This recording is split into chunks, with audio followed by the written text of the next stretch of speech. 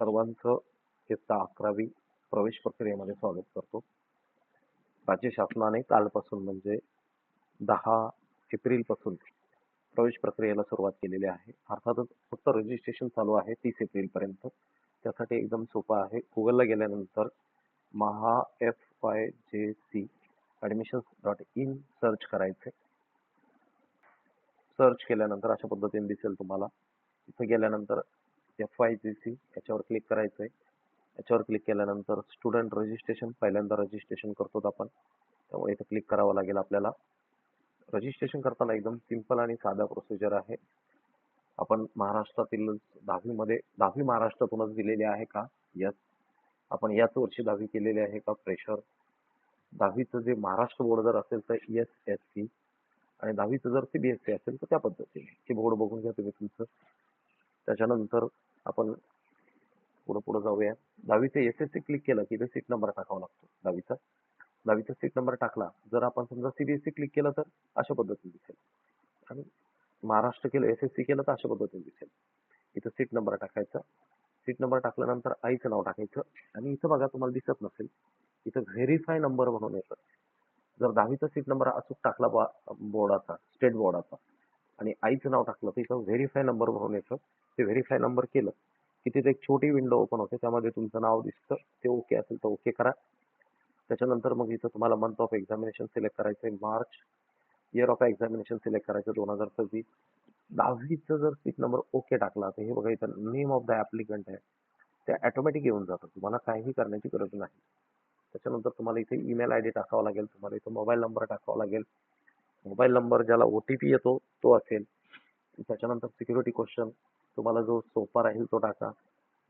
आता इथं पासवर्ड टाकताना काय करायचंय? सोपं आहे. एक कॅपिटल लेटर पाहिजे, एक स्मॉल लेटर पाहिजे, एक सिम्बॉल पाहिजे, एक डिजिट पाहिजे. त्या पद्धतीने कॉम्बिनेशन करा. काय करायचं ते पासवर्ड आणि कॅप्चा म्हणजे हे असतं. हे हे हे हे हे जसं दिसतं तसंच टाकायचं. बस फक्त तेवढं केलं. इथं कोपऱ्यामध्ये हे बघा, इथं कोपऱ्यामध्ये हे रजिस्टर नावाचा जो शब्द आहे ना तो तो ब्लिंक होतो किंवा थोडक्यात ब्ल्यू दिसायला लागतो. त्याच्यावर क्लिक केलं की तुमचं रजिस्ट्रेशन होऊन जाईल. ते झालं की मग आता पुन्हा बाहेर पडतोय मी, कारण का तुम्हाला ते रजिस्ट्रेशन नंबर दिसेल.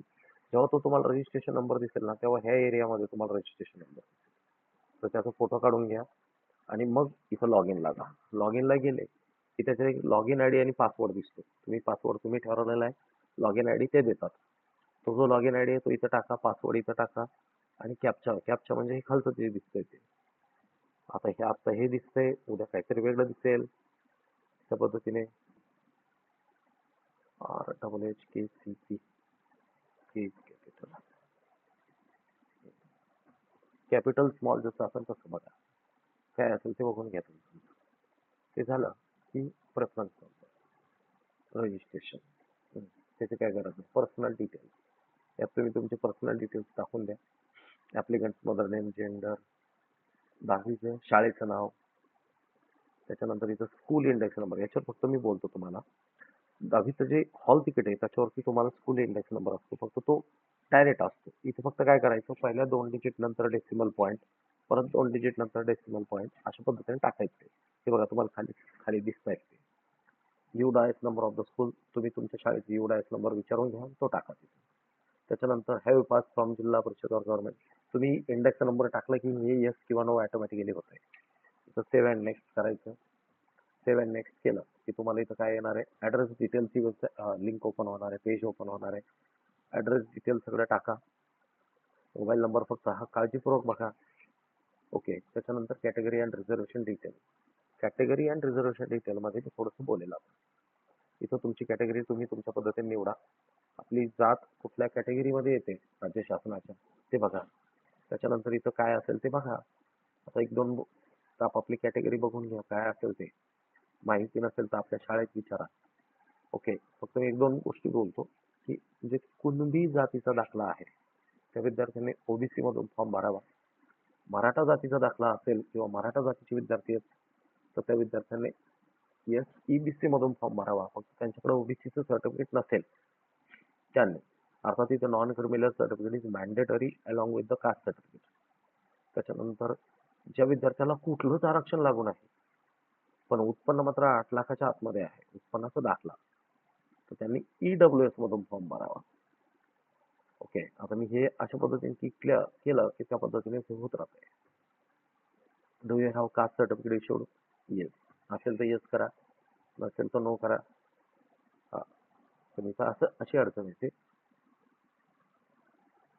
If you get the caste certificate letter you can change your category here. हा, जर तुम्हाला नंतर भेटलं तर तुम्ही इथे कॅटेगरी बदलू शकता. आता 30 एप्रिल पर्यंत मुदत आहे आपल्याला. कास्ट सर्टिफिकेट इश्युइंग स्टेट कुठला आहे? महाराष्ट्र. जिल्हा अहिल्यानगर. हा, हे मात्र वरचं आणि सेम करायचं. हे आणि हे सेम करायचं. इथं कॅटेगरी टाकली, इथं ओपन मध्ये टाकलं की तुमचं ऍडमिशन हे ओपन मधून कन्सिडर केलं जाईल. तुम्हाला कुठल्याही रिझर्वेशनचे रूल लागू पडत नाही. त्याच्यामुळे हे टाका. झालं. आता इथून पुढे एकदम छोटे छोटे प्रश्न आहेत, पण काळजीपूर्वक घ्यायचे. Belong to the handicap. अपंग असाल तर येस करा.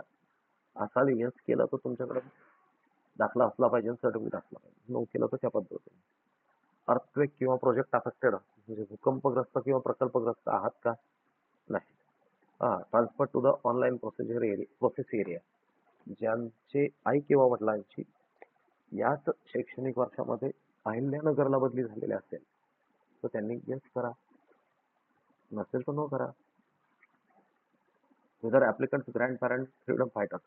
असेल तर येस करा, नसेल तर नो करा. Applicant parent belongs to the defence service और एक्स सर्व्हिसमन. असेल तर येस करा, नसेल तर नो करा. जिल्हा सैनिक कार्यालयाचं सर्टिफिकेट मात्र पाहिजे असतं. मग applicant belongs to the sport category.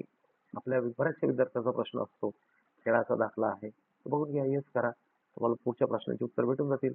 कुठले कुठले चालतंय? फक्त नॅशनल आणि इंटरनॅशनल ह्या दोनच लेव्हल चालतात. ओके, तेवढं असेल तर येस करा, अदरवाईज नो करून टाका. If you are falling under category of orphan, orphan म्हणजे अनाथ आहात का, आई आणि वडील दोघेही नाही आहेत, अशा विद्यार्थ्यांनी इथं येस करा. आई किंवा वडील दोघांपैकी कोणी असेल तर अलाउड नाही. मायनॉरिटी कोटा. मायनॉरिटी बघून घ्या कुठली आहे. लिंग्विस्टिक मायनॉरिटी म्हणजे भाषिक मायनॉरिटी मध्ये आहात का रिलिजियस मायनॉरिटी मध्ये आहात, त्या जाती त्या मायनॉरिटीचा दाखला पण पाहिजे तुम्हाला, आणि स्कूल देखील त्याच मायनॉरिटीचं असलं पाहिजे, तरच तिथं रिझर्वेशन लागू पडतं. In house quota. Do you want to take admission through in house quota. आता ज्या संस्थेच्या विद्यालयात तुम्हाला ऍडमिशन घ्यायची इच्छा आहे 11वी-12वीला, त्याच संस्थेचं त्याच जिल्ह्यातले सगळे विद्यालयातील विद्यार्थी हे इन हाऊस कोटाला ऍप्लिकेबल आहेत.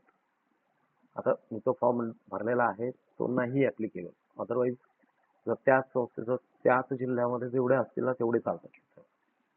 ओके, हे मी एंटर न केल्यामुळे दिसतंय, तसं एंटर केल्यानंतर दिसेल ते. ओके, मग तिथं सेव्ह अँड नेक्स्ट. आता पुढचा प्रॉब्लेम असा झाला की अपलोड रिक्वायर्ड डॉक्युमेंट आपल्याकडे नाहीच येते, त्यामुळे आपण इथपर्यंत थांबायचं. इथपर्यंत भरलेला फॉर्म हा सेव्ह राहतो. एवढीच प्रोसिजर सध्या चालू आहे. Okay, thank you.